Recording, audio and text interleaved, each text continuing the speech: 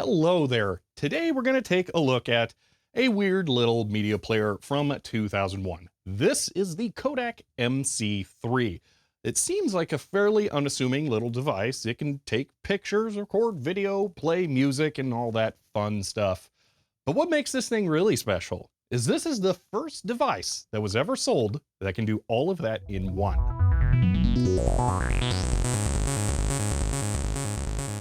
Now, when I first found this thing at a Goodwill, I was so excited and instantly knew I had to buy it.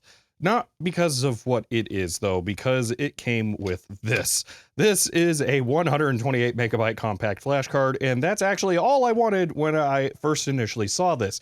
And I wanted this for actually a reason that's directly relevant for this device. So here is a 2 gigabyte compact flash card, and if I put this thing in here, go ahead and fire up the device, we'll see that it wants to format the memory card. I'll tell it to continue formatting, let it, know that I know it's going to delete everything. It goes to format the card, and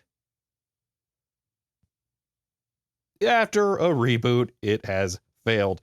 This device cannot work with the 2 gigabyte compact flash card here.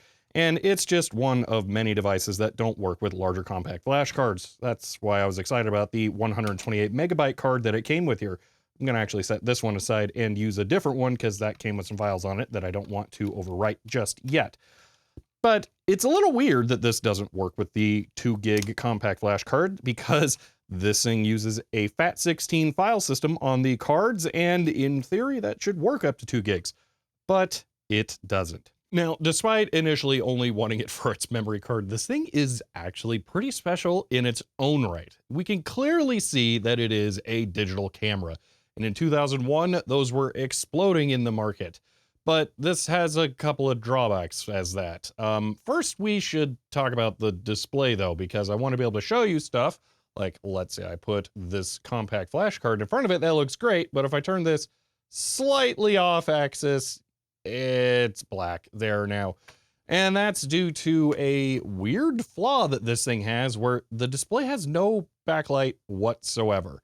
It was like this. The backlight has not failed. I don't know why they didn't add a backlight to this thing in 2001, but I'm sure that didn't help this thing. And it clearly failed since I never knew it existed. But yeah, that is one downside to this device. Now, what makes this thing really special is not that it is a camera, it's that it is a camera, a video recorder, a video player, and a music player all in one device. And from the contemporary reviews at the time, this is the first device to ever combine all of those functions, which I think is pretty cool because having all of those kinds of features built in was a precursor to smartphones dominating the market. The only thing this is really missing is, well, aside from running arbitrary applications, the ability to place phone calls as well. Now let's start out by looking at this device by evaluating each of the functions that it's capable of doing, starting with music playback, because that was the most common way that you would probably use this thing. And the memory card I got this with was full of music and nothing else. So it's definitely what this particular one was used for. Now, I put on this device a single 320 kilobits per second constant bitrate MP3, and it works perfectly.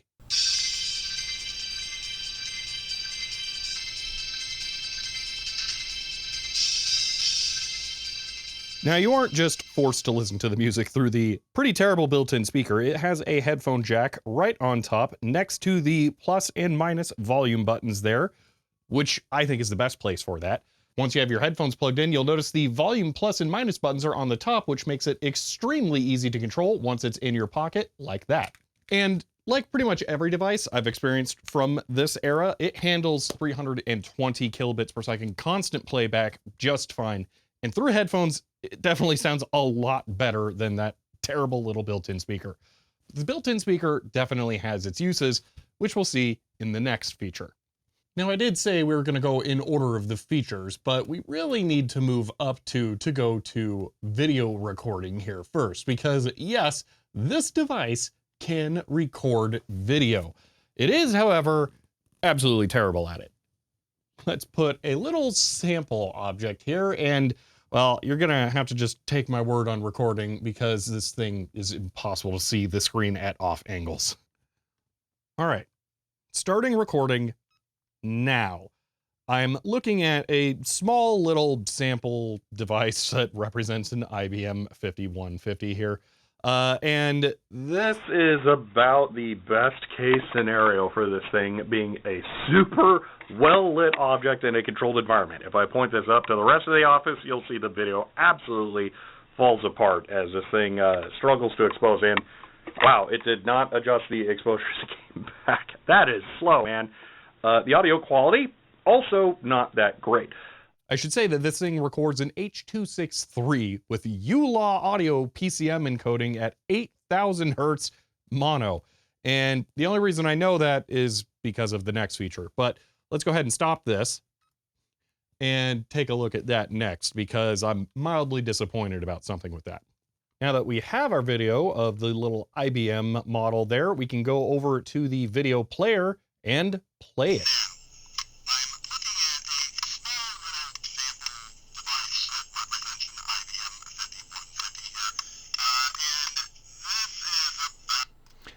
Now this seems pretty good on here, ignoring the horrible built-in speaker and audio quality, because it's a very tiny screen. But this video resolution is 352 by 288, and this is the best video quality, by the way. If we go into the recording settings, I can show you that you have record too slow for best. What? I don't think so. What? I didn't even notice that before. I swear I recorded best before, but maybe it was on this one. Oh gosh. I didn't know it would speed test the memory card. That's hilarious. But the video quality on here is really not that great. The good video quality, I believe, is 10 frames per second as well, just to make it even worse. You can find the manual online, hosted by Kodak still, that tells you everything about this. The manual uses Andy font as well for all of the headings. It's hilarious. Very 2001. But anyway, we know all of the encoding parameters for this, so I thought it would be cool if I tried to encode a video to play back on here, but I so far haven't been successful in that. And that's how I knew offhand what all of the encoding parameters were, but I just couldn't figure it out. So haven't been able to crack that just yet. Not that, you know, I think anyone ever would want to watch a video on this horrible screen. It would just be, you know, nice to have it be complete. And now for the final feature, which should come as no surprise. If it can record video, then clearly it can take photos as well. It's not quick about it. I actually don't know what the photo resolutions are offhand. I'll have to take a look at that too. Wow, that took forever to save. Holy moly, I don't think I've taken a picture yet. I was just so impressed with it doing video, I didn't even care about photos. I completely glossed over it. Oh my gosh. So yeah, this is the IBM B. Dude, what? That's so slow.